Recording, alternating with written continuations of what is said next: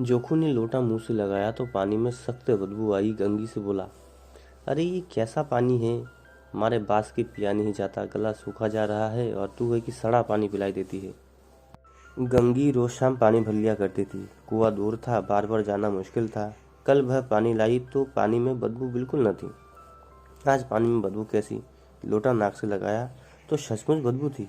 जरूर कोई जानवर कुएं में गिरकर मर गया होगा, मगर दूसरा पानी आवे कहाँ से? ठाकुर के कुएं पर कौन चढ़ने देगा? दूर से लोग डांट बताएंगे। साहू का कुआं गांव के दूर है, परंतु वहां भी कौन पानी भरने देगा? कोई तीसरा कुआं गांव में है भी तो नहीं। जोखू कई दिन से बीमार है। कुछ ही देर तक तो प्यास रोक के चुपचाप पड़ा रहा, फिर बोला, अब तो मारे प्यास के रहा नहीं जाता, ला थोड़ा पानी नाक बंद करके ही पी लूं। गंगी ने पानी ना दिया। खराब पानी से बीमारी बढ़ जाती है, इतना जानती थी, परंतु ये न जानती थी कि पानी को उबाल देने से उसकी खराबी जाती रहती है। बोली, ये पानी कैसे पियोगी? ना जाने कौन जानवर मरा है, कुएं में से दूसरा पानी लाई देती हूँ। जोखू ने आश्चर्य से उसकी ओर देखा। पानी कहाँ से लाएंगे? ठाकुर और साहू के दो कुएं तो हैं, क्या एक लोटा पानी ना भरने देंगी? जोखू के शब्दों में कड़वा सत्य था। गंगी क्या जवाब देती, किंतु उसने वह बदबूदार पानी पीने को ना दिया। रात के 9 बजे थे। थके मांदे मजदूर तो सो चुके थे। ठाकुर के दरवाजे पर 10-5 बेफिक्रे जमा थे। मैदानी बहादुरी का तो अब ना जमाना रहा है ना मौका। कानूनी बहादुरी की बातें हो रही थीं।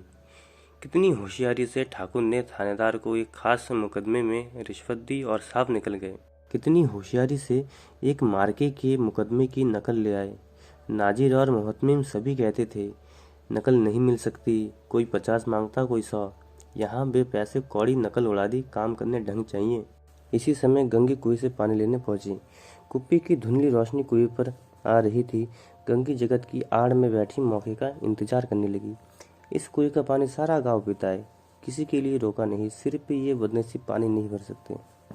गंगी का विद्रोही दिल रिवाजी पाबंदियों और मजबूरियों पर चोट करने लगा। हम क्यों नीच हैं और ये लोग क्यों ऊंच हैं? इसलिए कि ये लोग गले में तागा डाल लेते हैं। यहाँ तो जितने हैं एक से एक छठे हैं। चोरी ये करे, फरेब ये करे, झूठे मुकदमे ये करें। अभी इस ठाकुर ने तो उस दिन बेचारे गड़िए की भेड़ ही चुरा ली थी और बाद में उसे मारकर खा गया। अरे पंडित जी, इनके घर में तो 12 माह जुआ होता है। अरे साहू जी, ये तो घी में तेल मिलाकर बेचते हैं। काम करवा लेते हैं और मजूरी देते नानी मरती है। किस किस बात में हमसे ऊंचे हैं? हम गली गली चिल्लाते तो नहीं फिरते कि हम ऊंचे हैं, हम ऊंचे हैं।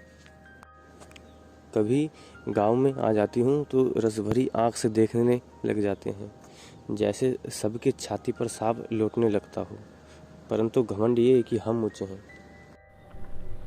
कुएं पर किसी के आने की आहट हुई। गंगी की छाती धक धक करने लगी। कहीं किसी ने देख लिया तो गजब हो जाए, एक लात भी नीचे ना पड़े। उसने घड़ा और रस्सी उठा ली और झुककर चलती हुई एक पेड़ के अंधेरे साये में जा खड़ी हुई। कब इन लोगों को दया आती है किसी पर? बेचारे महंगू को इतना मारा कि महीनों लहू थोकता रहा, इसीलिए तो कि उसने बेगार ना दी थी। इस पर ये लोग ऊंचे बनते हैं।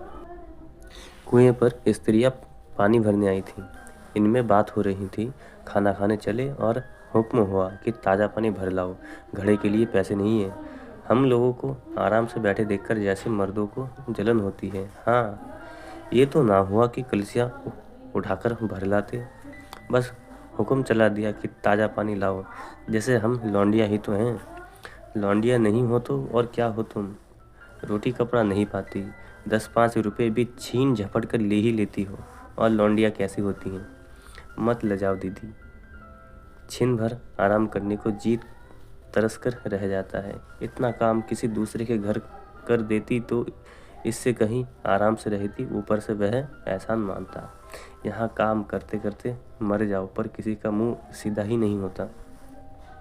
दोनों पानी भरकर चली गई तो गंगी पेड़ की छाया से निकली और कुएं की जगत के पास आई। बेफिक्रे चले गए थे। ठाकुर भी दरवाज़ा बंद कर आंगन में सोने जा रहे थे। गंगी ने क्षणिक सुख की सांस ली। किसी तरह मैदान तो साफ हुआ।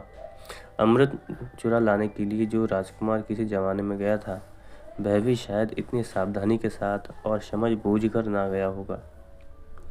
गंगी दबे पाँव कुएं की जगत पर चढ़ी। विजय का ऐसा अनुभव उसे पहले कभी ना हुआ था। उसने रस्सी का फंदा घड़े में डाला, दाएं बाएं चौकन्नी दृष्टि से देखा, जैसे कोई सिपाही रात को शत्रु के किले में सुरक्षा कर रहा हो। अगर इस समय वह पकड़ ली गई तो फिर उसके लिए माफ़ी के लिए जगह नहीं है। अंत में देवताओं को याद करके उसने कलेजा मजबूत किया और घड़ा कुएं में डाल दिया। घड़े ने पानी में गोता लगाया, बहुत ही आहिस्ता, जरा भी आवाज़ ना हुई। गंगी ने 2-4 हाथ जल्दी जल्दी मारे। घड़ा कुएं के मुंह तक आ पहुंचा।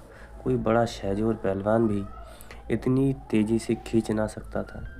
गंगी झुकी कि घड़े को पकड़कर जगत पर रखें कि एकाएक ठाकुर साहब का दरवाज़ा खुल गया। शेर का मुंह इससे अधिक भयानक ना होगा। गंगी के हाथ से रस्सी छूट गई। रस्सी के साथ घड़ा घड़ाम से पानी में गिरा और कई क्षण तक पानी में हिलकोरे की आवाज़ सुनाई देती रही। ठाकुर, कौन है, कौन है? पुकारते हुए कुएं की तरफ आ रहे थे और गंगी जगत से कूदकर भागी जा रही थी। घर पहुंचकर देखा कि जोखू लोटा मुंह से लगाए वही मैला गंदा पानी पी रहा है।